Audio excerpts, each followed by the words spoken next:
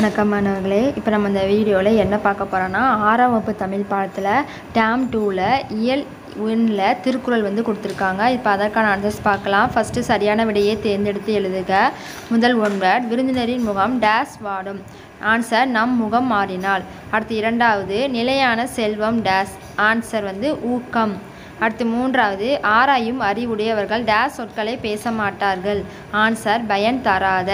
அடுத்து நான்காவது, பொருளுடைமைங்கிற சொல்லை பிரிச்செழுத சொல்லியிருக்காங்க. ஆன்சர், பொருள் கூட்டல் உடைமை.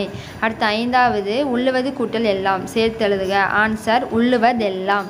அடுத்து பயனிலா சொல்லை சேர்த்தெழுத சொல்லியிருக்காங்க. ஆன்சர், பயனிலா. அடுத்து நயமறிக்கை கொடுத்துருக்காங்க. எதுகை மோனை சொற்கள். ஆன்சர் எழுதியிருக்க பாருங்க. எதுகை உள்ளத்தால் கள்ளத்தால், மோனை உள்ளத்தால் உள்ளலும். அந்த கீழே கோடு போட்டிருக்கோம்ல, அதையும் நீங்கள் குறித்து போட்டுக்கோங்க. அடுத்து நமக்கு பின்னாடி பார்த்தீங்கன்னா நமக்கு இடம் மாறியுள்ள சீர்களை முறைப்படுத்தி எழுத சொல்லியிருக்காங்க. நம்மளை இந்த குறள் மாறி மாறி எழுதியிருக்காங்க. நம்மளை அரேஞ்ச் பண்ணி எழுத சொல்லியிருக்காங்க. ஃபஸ்ட்டுக்கான ஆன்சர் ஆறாவது குறள். ஆறாவது குறள் இருக்குது பாருங்கள். ஆக்கம் அதன் செல்லும் அசைவிலா ஊக்கன் உடையான் உலை. இதுதான் அந்த குறளுக்கான ஆன்சர். அங்கே மாறி இருக்குல்ல, நீங்கள் இந்த வருஷப்படி இதை அப்படியே அங்கே பார்த்து எழுதிக்கோங்க. ஆறாவது குறள். அப்புறம் ரெண்டாவது ஒரு குறள் மாறி இருந்துச்சுல, அதற்கான ஆன்சர் 8வது குறள். உள்ளுவதெல்லாம் உயர்வுள்ளல் மற்றது தள்ளினும் தள்ளாமை நீத்து. இது 8வது குறள். அந்த ரெண்டாவது குறள் கொடுத்துருந்தாங்களா, அதற்கான ஆன்சர். அடுத்து பின்வரும் கதைக்கு பொருத்தமான திருக்குறளை தேர்ந்தெடுக்க. ஒரு கதை கொடுத்துருக்காங்க, அதற்கான பொருத்தமான திருக்குறள் கேட்டிருக்காங்க. என்ன குறள்னா, வெள்ளத்தனிய மலைநீட்ட மாந்தன் உள்ளத்தனியது உயர்வு. ரெண்டாவது குறள் டிக் பண்ணிக்கோங்க. அடுத்து குருவினாக்கான ஆன்சர், எப்படி உண்பது விரும்பத்தக்கது அன்று, எது தீமையானது என்று வள்ளுவர் குறிப்பிடுகிறார். அந்த ரெண்டு கொஸ்டினுக்குமே ஆன்சர் நமக்கு 21வது பக்கம் கொடுத்துருக்காங்க. புக்கில் 21வது பக்கம் எடுத்துக்கோங்க. 21ஆம் பக்கம் பாருங்கள். ஃபஸ்ட்டு குறள் இருக்குது பார்த்தீங்களா, அதில் இதாகலை, நீங்கள் குறிச்சிக்கோங்க. ஃபஸ்ட்டு குறள் கொடுத்துருக்காங்களா, அதுக்கு கீழே இருக்க ஒரு பாடலும் பொருள் கொடுத்துருக்காங்களா, அதுதான் ஃபஸ்ட் கொஸ்டினுக்கான ஆன்சர்.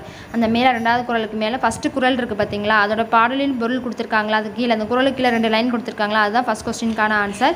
செகண்ட் கொஸ்டினுக்கான ஆன்சர் 3வது குறளுக்கு கீழே இருக்கிறது. அந்த 2 லைனை குறிச்சிக்கோங்க. 3வது குறள் கொடுத்துருக்காங்க பாருங்கள். அது கீழே அடுத்தவர் பொருளை களவாடலாம் என உள்ளத்தால் நினைப்பது கூட தீமையானது.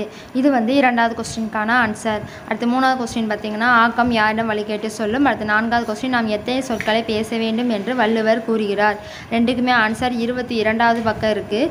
22வது பக்கம் எடுத்துக்கோங்க. 3வது கொஸ்டினுக்கான ஆன்சர் 6வது குறள் கொடுத்துருக்காங்க பார்த்தீங்களா, அது கீழே இருக்க அந்த 2 லைனை குறிச்சிக்கோங்க. தளராத ஊக்கமுடையவன் ஆக்கமானது தானே வழிகேட்டு கொண்டு செல்லும். 3வது கொஸ்டினுக்கான ஆன்சர்.